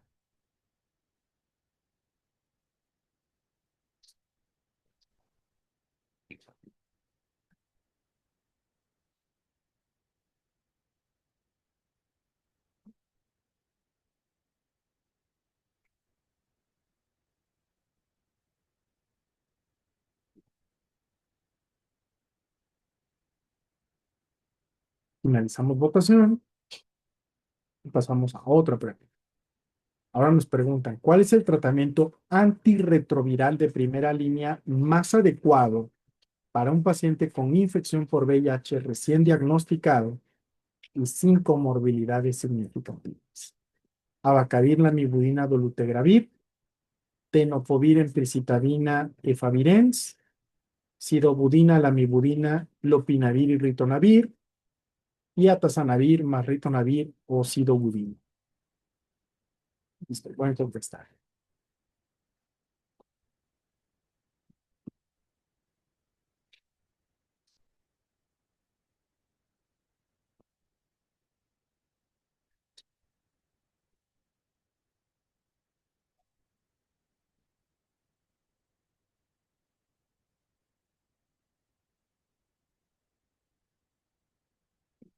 Cinco segundos. Muy bien. Finalizamos votación y pasamos con la siguiente pregunta. Listo, son preguntas seriadas, ya se acabaron, eran 3. Entonces, vean aquí, en realidad, y dices, es una pregunta, la pregunta de ¿Cuál sería para el estado inmunológico? Y la respuesta fue correcta en el 81%. Noten cómo en realidad es raro que tengamos preguntas en el simulador donde el 90%, 95% esté de acuerdo. Entonces vean que la pregunta es puntual, estado inmunológico. Entonces la respuesta en el 81% fue precisamente el hecho de la cuenta de CD4. ¿Ok? Entonces, el recuento de linfocitos nos ayuda a evaluar el estatus inmunológico. La carga viral nos va a ayudar, uno, para monitorizar el efecto de la terapia antirretroviral. Pues la carga viral nos sirve, uno, yo tengo un basal de carga viral, le doy tratamiento antirretroviral y voy a ir monitorizando la respuesta al tratamiento antiviral, pero no habla del estatus inmunológico. Puedo tener un paciente con 250 CD4 que tiene 500,000 copias de carga viral o 1 millón de copias en carga viral. ¿Ok? Entonces depende del momento en el que identifiquen el diagnóstico. Entonces, la cuantificación de la carga viral nos sirve para evaluar respuesta predominantemente a tratamiento. La biometría hemática, pues para ver citopenias. Recuerden que un paciente con VIH puede tener lo que se imaginen. Pueden tener afección a tuberculosis en glándula suprarrenal, en médula ósea, puede tener citopenias propiamente asociadas por infecciones oportunistas que invadan la médula ósea. Las pruebas de función hepática también nos ayudan para este paciente, pero es para monitorizar particularmente toxicidad a tratamiento, no para evaluar estado inmunológico. Entonces, por aquí realmente es una pregunta que podríamos cambiar un par de opciones para hacerlo un poquito más difícil y no quedar en un 80% de respuestas. Pero noten cómo por ahí todavía un 19% por ahí claudicó eligiendo precisamente la cuantificación de la carga viral. Se los demuestro para que vean que no me saco de la manga las estadísticas. Y después te dicen, a ver, ¿cuál es el estudio más adecuado para identificar infecciones pulmonares en este paciente? 51% eligió broncoscopía con lavado bronquioalveolar. Ojo, la verdad es que aquí esto es cuestionable. De hecho, aquí voy a dejar una notita que también aprovecho a dejar para que ustedes tengan en mente cómo ir a dialogarlo. Pero en realidad, la TAC nos dicen que es más sensible que la placa para detectar lesiones oportunistas como la neumonía por Girovechi, ¿ok? Pero la broncoscopía con lavado bronquial es muy útil, sí. Nada más aquí el detalle que tiene que ver con la broncoscopía es que es una prueba invasiva y que comúnmente haces hasta que tienes una tomografía no congruente, ¿ok?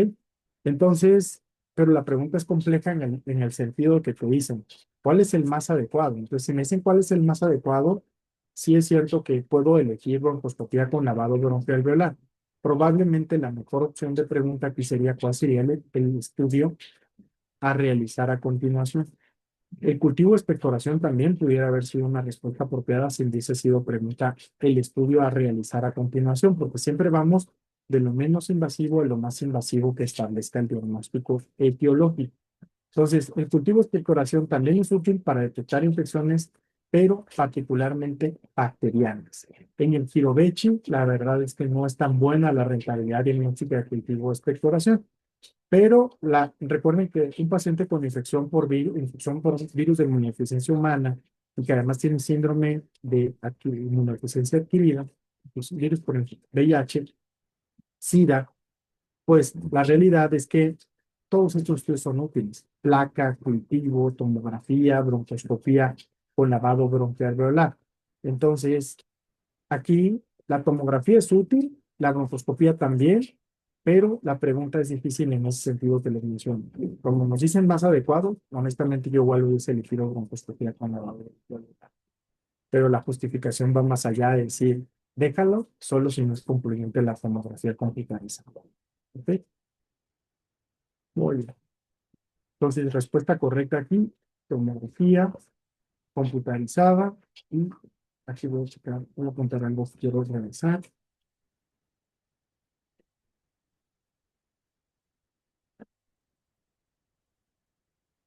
Listo.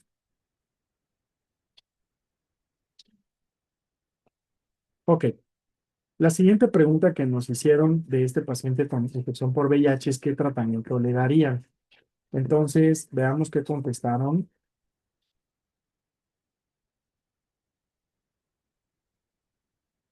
Una pregunta número 15. Eligieron la opción B, tenofovir, emtricitabina, efavirenz. ¿Ok?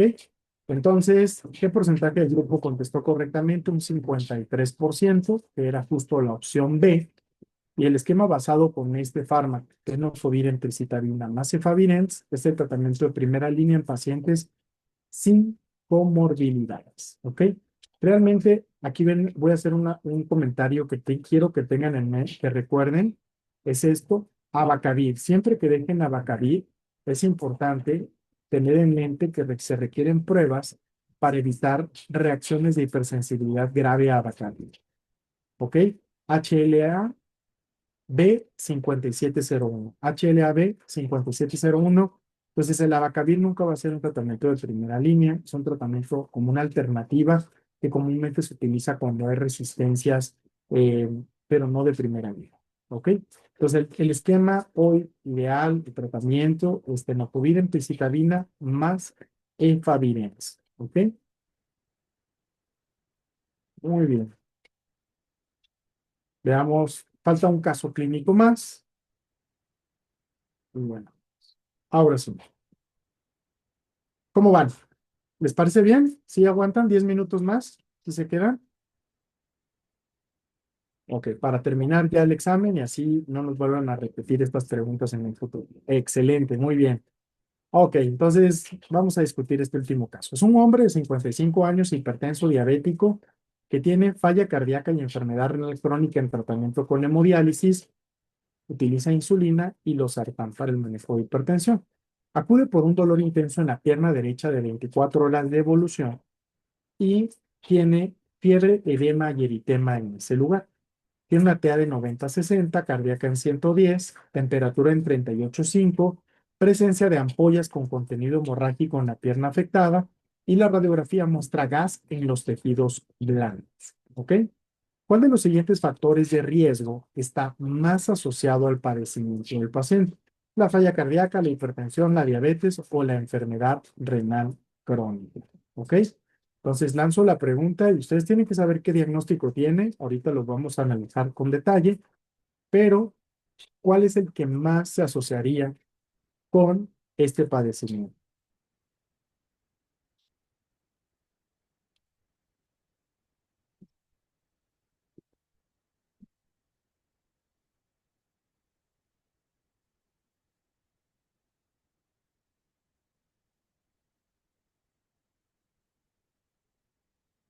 Muy bien, finalizamos votación con un 56% de respuestas correctas.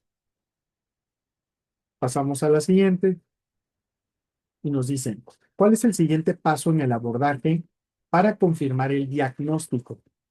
Tomografía computarizada, exploración de la fascia, hemocultivos y cultivo de la lesión o resonancia magnética. Pueden contestar.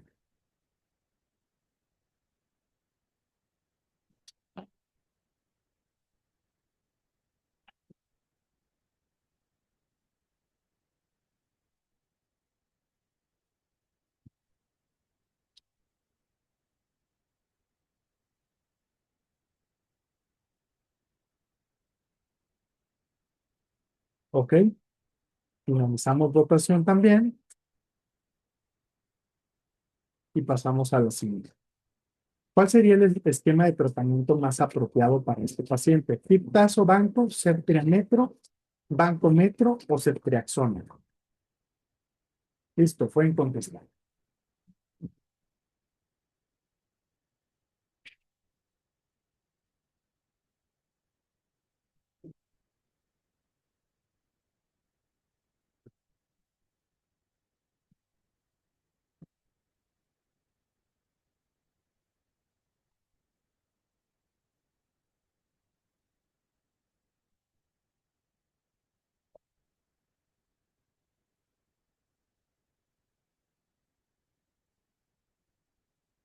Muy bien. Perdón, finalicé la votación, pero ya habían contestado el 80% del grupo. Ok, ¿qué diagnóstico a la cuenta de tres, ya para irnos, para ir cerrando este caso? ¿Qué diagnóstico tiene este paciente? A ver, ¿qué diagnóstico tiene? Es correcto, Karen. Muy bien, fascitis necrotizante. Ojo, ¿qué opinan de la TA de este paciente? ¿Está baja o está muy baja? Muy baja. Ahora, guay. ¿Por qué? Es hipertenso. Es hipertenso. Es un paciente hipertenso que está con 90-60. ¿Ok? Tiene dolor intenso en la pierna derecha. Intenso. Entonces, ¿qué datos les tienen que hacer pensar en una fascitis necrotizante cuando tengan un caso en el ENAM? Uno, cuando el dolor es desproporcionado, un dolor desproporcionado a lo que yo estoy viendo clínicamente, cuando te citen ampollas, violáceas o de contenido hemorrágico, y si te dicen gas en los tejidos blandos, ¿sabes qué? Háblale por favor a tu residente amigo de confianza de cirugía y dile que tienes un paciente que tiene que meter al quirófano right now, ¿ok? Entonces, noten todos los factores: paciente comórbido, hipertenso, diabético, falla cardíaca y enfermedad renal crónica. Pero un cuadro agudo, rápido, de rápida involución, asociado a choque, con ampollas violáceas, hemorrágicas, híjole, esto es motivo. Ahorita les voy a mostrar unas diapos rápidos de retro en enfermedades de tejido, infecciones de tejidos blandos, pero esto que pongo en rojo es algo muy relevante. Entonces, en este escenario, lo que tenemos que hacer con nuestro paciente definitivamente es meterlo rápidamente a lavar, a degradar la fascia y dejarle cobertura antibiótica de muy amplio espectro. ¿Cuál es el factor de riesgo más comúnmente asociado? Comúnmente es diabetes tipo 2, es por mucho el más común. Em, y esto, recuerden, de hecho, ¿quién me da nombres de fascitis necrotizantes? O díganme, ¿quiénes vieron fascitis necrotizantes en el internado? A ver. ¿Quiénes tuvieron pacientes con fascitis necrotizante? Y ahora viene la pregunta para ver si logro convencer a más personas. ¿No? Parece ser que nadie, solo Salvador. Ok. Ahora viene la pregunta de otra manera. ¿Quiénes tuvieron pacientes con gangrena de Fournier? Ah, y entonces surgieron más personas. ¿Ya vieron? Adriana, Oscar, Sara, María, Shadeni, Sara, Janet, Omar, Diego. La gangrena Fournier es una fascitis necrotizante. Y ya recordaste ese caso. Tenías que estarlo curando todo el tiempo. ¿Era diabético, sí o no? ¿Quién me dice si no eran diabéticos esos pacientes? Todos eran diabéticos, seguramente. Entonces, el factor de riesgo más común para fascitis necrotizante era esta característica. No tomaban medicamentos, estaban muy mal controlados. Ahora, ¿cuál sería el siguiente paso en el abordaje diagnóstico? Está chocado. O sea, está chocado. No, chocadísimo. Entonces, aquí 42% dijo, no, esta era la pregunta previa, aquí está, 16. 54% dijo diabetes tipo 2, o sea, diabetes como el factor de riesgo más importante. Ahora, en la siguiente pregunta, que era la que mandé como la 17, era cuál era lo que le tocaba. Y la realidad es que la mayoría dijo, no, pues hemocultivos, pídele cultivo de la lesión. Eh, ¿Qué le toca? Exploración de la fase. Lo único que cambia el pronóstico en los pacientes con fascitis necrotizante es la debridación quirúrgica, el tratamiento quirúrgico. Todos los que vayan para cirugía en este momento se van a estar sintiendo así muy orgullosos, diciendo nosotros sí curamos, etc. Ya saben, el típico pleito. Pero precisamente se los cuento como historia para fines de afianzar el hecho de que la exploración quirúrgica es lo que le va a cambiar el pronóstico a ese paciente. Entonces, el diagnóstico se confirma mediante la exploración quirúrgica de urgencia de la zona afectada.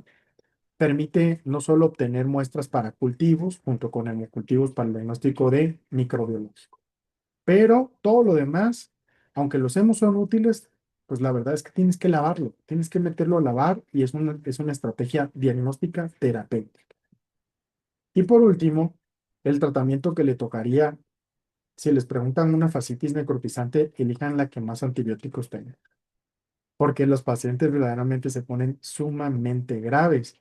Y aquí el 42% dijo Banco Metro, que se quedaría bastante corto, pues por eso la contesté para hacer para respetar lo que contestaron como grupo, pero aquí tienen que dejar una cobertura de amplio espectro para bacilos gram negativos, pseudomonas, Staphylococcus. Entonces la cobertura antibiótica es con piptazo, que contestó el 33% del delito. ¿Ok?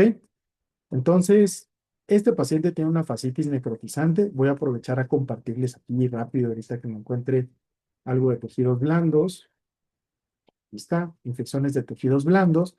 Y en las infecciones de tejidos blandos, recuerden que pueden tener un espectro muy amplio de infecciones, desde un impétigo, fascitis, erisipela, celulitis y foliculitis. Recuerden que las celulitis las vamos a dividir en purulentas y no purulentas. Las purulentas son asociadas a staph y las no purulentas comúnmente a streptococcus. ¿Qué diferencia hay entre una celulitis y una erisipela? Que la erisipela tiene bordes muy bien definidos y se asocia a estreptococo, y la celulitis comúnmente no tiene buenos bordes definidos. Pero vamos a entrar al tema de la fascitis necrotizante y voy a comentar rápidamente. Es una urgencia quirúrgica, ¿ok? Entonces, esta es una urgencia quirúrgica. Tienen que actuar rápido. Sin tratamiento, la mortalidad es al menos el 50% de los pacientes van a fallecer. Entonces, noten, ustedes tuvieron pacientes con fascitis necrotizante. La gangrena Fournier, pero probablemente les tocó tratarlo ya cuando estaba en piso hospitalizado con antibióticos de amplio espectro y con curaciones frecuentes. Los factores de riesgo son múltiples: traumas, inmunosupresión, perforación gastrointestinal, cáncer, mordeduras, pero comúnmente la diabetes es uno de los factores más importantes. Y aquí recuerden la localización. Si la fascitis necrotizante es en región perineal, pues se llama gangrena de Fournier. Aquí está. Gangrena de Fournier es específica de la región escrotal y perineal. Los agentes etiológicos son polimicrobianos. ¿Ok? Entonces, por eso tienes que dejar una cobertura de muy amplio espectro: Pip-Tazo, Banco, AMPI, AMICA, dependiendo de la condición clínica del paciente, Clinda, pero el paciente no va a mejorar si no entra a la hibridación quirúrgica. ¿Ok? El diagnóstico, ¿alguien recuerda? Y aquí, ¿alguien recuerda un score que sirve para cuando hay diagnóstico o sospecha de una infección necrotizante? ¿Cómo se llama ese score? Que incluso valora leuco, sodio, función renal, si no mal recuerdo. Siempre me recuerdo que era sodio, leucos y todos los demás parámetros de temperatura, taquicardia, etc. ¿Nadie recuerda ese score? Se llama L-RINEC. L-RINEC. ¿Ok? Entonces, aquí está. L-RINEC de más de 5 puntos es altamente sugestivo. ¿Ok? L-RINEC y evalúa todos estos puntos: leucocitosis, hiponatremia, falla renal, anemia, PCR, todos estos son datos para evaluar el L-RINEC, pero el diagnóstico de certeza es con exploración quirúrgica. Listo. Y el tratamiento antimicrobiano es de muy, muy amplio espectro. Estos pacientes tienen que entrar con desbridamiento quirúrgico más antibióticos de amplio espectro. Entonces, por ejemplo, aquí la mejor opción de tratamiento era piptazo, vancomicina. ¿Ok? ¿Dudas o preguntas en este caso? Y recuerden que siempre trato de compartirles por aquí algunas imágenes de screenshot para los escenarios. Y aquí quiero aprovechar, les quiero robar un minuto, no más de eso, nada más para que yo casi nunca les pido ya luego la retroalimentación de qué tal les pareció la sesión, si les fue útil. Entonces, pongan por ahí nada más. Aquí creo que hay una encuesta. Listo. A ver, se van a llevar un minuto. Pueden poner ahí si les pareció apropiada, no tanto, qué tan satisfechos están con la sesión, cuál fue tu caso favorito. Bueno, ese caso favorito hubieron muchos, pero me interesa mucho la dificultad de los casos, particularmente que ustedes me digan si están muy fáciles, si están apropiados, los sienten apropiados, difíciles o muy difíciles. Y siempre los comentarios siempre son sumamente bienvenidos. Si no, nada, si no quieren nada, no tengan nada que aportar, pongan un punto y listo. ¿Ok? Entonces, después de este minuto, les voy a preguntar, en realidad, cuál fue los datos con los que se quedaron. ¿Cuál fueron todos los datos aquí en el chat? Los que ya han contestado ahí la votación, si quieren decir qué datos quieren mandar a la memoria a largo plazo, en esta última sección ya de despedida. ¿Con qué se quedan? ¿Qué dato no sabían que discutimos a lo largo de estos casos clínicos? Lupus da artritis no erosiva. Muy bien, Sara, no erosiva. Bacillus cereus es una causa común de intoxicaciones alimentarias. Estas tienden a ser comúnmente en las primeras 8 o 12 horas. Perfecto. Muy bien. ¿Qué otro dato? El tratamiento con equinocandinas para candidemias. Uy, creo que se va a ir la luz. Espero que no. Al menos vamos a lanzar la pregunta. Ujú.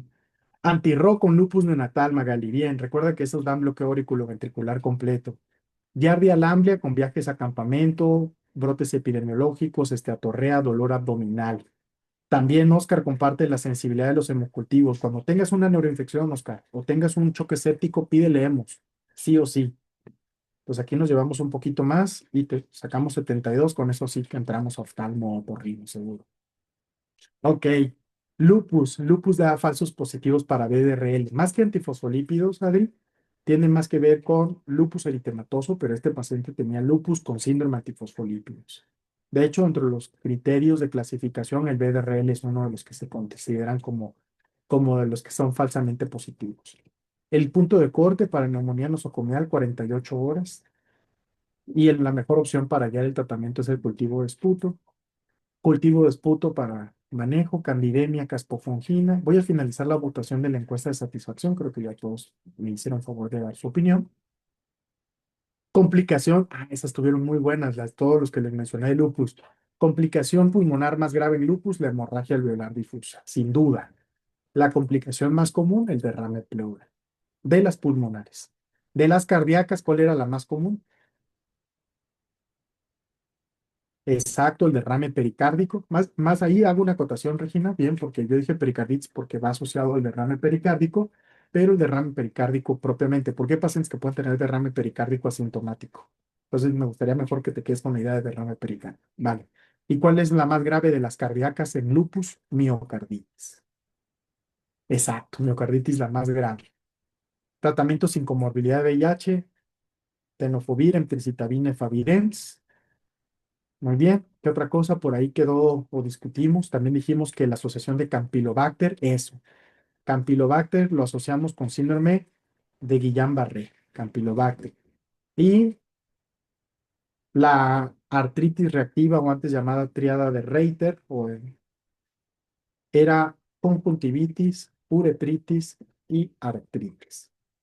El conteo CD4 es para evaluar el estatus inmunológico, la carga viral para evaluar la respuesta a tratamiento. Otro buen dato, Oscar, viene el abacavir con HLA 5701, HLA-B 5701. Bien, buen dato. Abacavir nunca de primera línea, siempre es un tratamiento alternativo y tenemos que buscar estas alteraciones. Exactamente. ¿Qué más? ¿Es todo? ¿No hay nada más que compartir? Bueno. Si no hay nada más que compartir, yo nada más me queda agradecerles una vez más el hecho de que me hayan regalado 2 horas de su tiempo para discutir de casos clínicos en el simulador. Recuerden que siempre me he hecho esta promoción de decir, sean constantes en lugar de intensos. Entonces sé que cada vez va aumentando el nivel de estrés, pero ustedes mantengan un plan de ser constantes, constantes. Pónganse una meta diaria, algo que les evite el autoengaño. Y si me lo permiten, les voy a leer algo sumamente rápido. ¿Tienen 3 minutos para que les lea eso? Esto me gusta mucho de un libro que en algún momento les recomendé, si no mal recuerdo, déjenmelo buscar. Denme 3 minutos.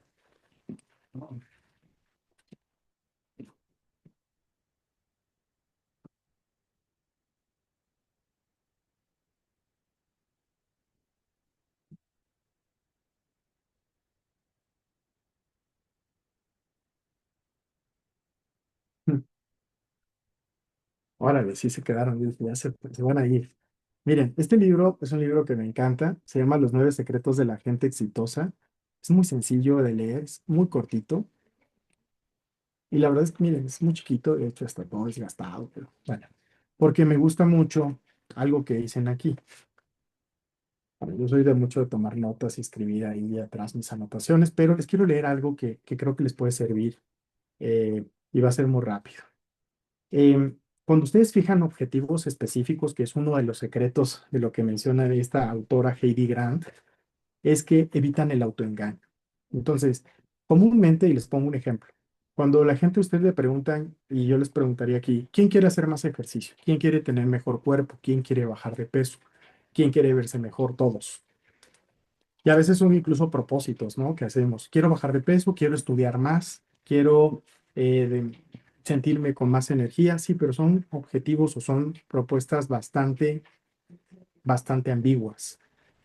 Entonces, lo que menciona aquí, en una de las características que dice es, fija objetivos específicos. No voy a ir a describir el texto, solo voy a ir a la aplicación práctica, que viene aquí. Por ejemplo, dices, no es lo mismo decir quiero progresar en el trabajo o decir quiero perder peso a que describas cómo sabré cuando lo he alcanzado. Describe entonces la situación que debe darse para que sepas que has llegado a tu meta. Entonces, en lugar de decir quiero progresar en el trabajo, es habré alcanzado mi objetivo cuando me asciendan a la dirección general de la empresa. Eso es una definición objetiva. El otro ejercicio es sabré que he perdido peso cuando pueda ponerme mis pantalones ajustados. Este es otro ejemplo, pero ya es un objetivo específico. Y después dice, revisa el primer punto, que era perder peso, y escribe el nuevo objetivo añadiendo la información del segundo. Es decir, mi objetivo es poder ponerme los pantalones ajustados. Ya no es decir quiero perder peso. Entonces, igual aquí lo traduzco en algo muy sencillo. Todos van a decir quiero estudiar más, pero eso es muy ambiguo. Digan, quiero estudiar 10 minutos diarios o quiero tener 60% en el simulador o 65% en el simulador. Están definiendo un objetivo específico. No están diciendo quiero estudiar mejor, quiero tener mejores calificaciones. Digan cuánto y para cuándo. Pongan eso. Y si lo dejan claro, ustedes van a saber si llegaron o no a ese objetivo. Y es mejor llegar a las metas antes de que te enfrentes al examen nacional, entonces, a que llegues ahí para ver qué onda. ¿Ok? Entonces, pongan esos objetivos. Quiero estudiar más, no, eso es muy inespecífico, digan. Voy a estudiar 2 horas diarias, 90 minutos, 60 minutos. Ahora sí que el tiempo que ustedes puedan destinar, pero pongan un horario y ahí sabrán si estudiaron o no. Y el día, al final del día como hoy, dirían, oye, ¿estudié sí o no? Y si estudiaron, táchenlo, pongan una palomita en su calendario para que ustedes tengan una métrica de si están cumpliendo con eso. Entonces, algo, y esto viene del libro de hábitos atómicos, es, si ustedes ponen algo que puedan visualizar, eso les va a aumentar notablemente las ganas de seguir estudiando. Este libro, la verdad es que luego no me, se llama Los 9 secretos de la gente exitosa. Si lo pueden leer, no les va a quitar mucho tiempo. Definitivamente es algo, logra tus objetivos por lo que haces, no por lo que eres. Es muy cortito, vean, es una ridiculez, pero trae tanta información relevante que la verdad a mí, de hecho es de mis favoritos. Les digo que ya está todo gastado. Entonces, cuando ustedes pongan un objetivo, pregúntense, ¿cómo sabré si ya llegué a mi objetivo o a mi meta? Si no saben cómo llegaron, es porque no lo definieron correctamente. Pues cuando ustedes tienen un objetivo específico, invitan a autoengañarse. No es lo mismo decir, quiero ganar más dinero. Ok, eso es algo muy inespecífico. A decir, porque a lo mejor si gano 500 pesos cada mes más, pues ya en realidad se cumplió, pero no era lo que quería. Yo quería ganar el doble de lo que gano hoy. Entonces eso es específico. Y si además dicen, quiero ganar el doble de lo que gano hoy el próximo año, entonces eso es específico. Quiero pesar tanto para la boda de mi mejor amigo. Quiero tener tal porcentaje de calificación. Quiero pesar tanto para tal fecha. Son algunos ejemplos, ¿no? Pero ahí ustedes pueden tratar de hacer un ejercicio de lo que ustedes estén hoy trabajando y, y esto es bien relevante. O sea, si ustedes tienen esto claro, va a ser mucho más sencillo. Aquí ponen varios ejercicios igual, inclusive ponen una técnica que se llama contraste mental, pero no vamos a entrar en eso ahorita. Entonces, ahorita nada más es mensaje clave, cortito, puntual y rápidamente implementable es cada que ustedes se propongan algo, defínanlo específicamente. Si no lo definen específicamente, prácticamente ya están perdiendo antes de continuar.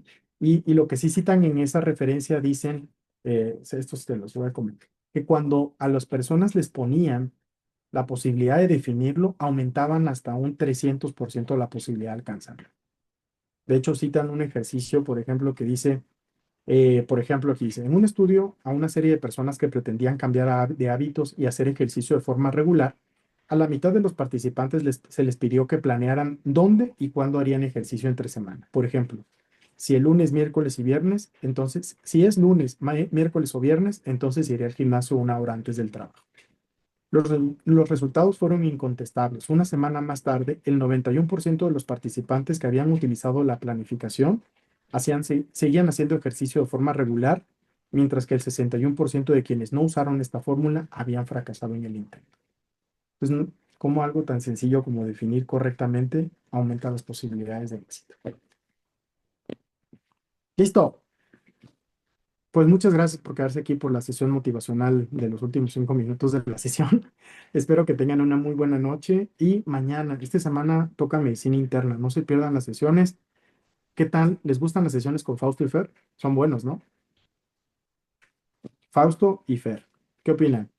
A ver, al menos sí, pero terror de mato, híjole, agárrense porque pues Fausto es R3 de mato. Entonces le voy a decir, ahorita le voy a mandar un mensaje de por favor no te malignices. Exacto. Va a estar muy bueno, no se la pierdan. Bueno, pues qué bueno que ya identificaste que es una debilidad, entonces a trabajar en ella. Órale, para mí toda la medicina es una debilidad, es un proceso de crecimiento todo el tiempo continuo, así que no se angustien. ¿Vale? Les mando un fuerte abrazo, que descansen y los veo por ahí, los saludo mañana si puedo conectarme para saludar a Fausto y a Fer. Órale, pues. Hasta luego.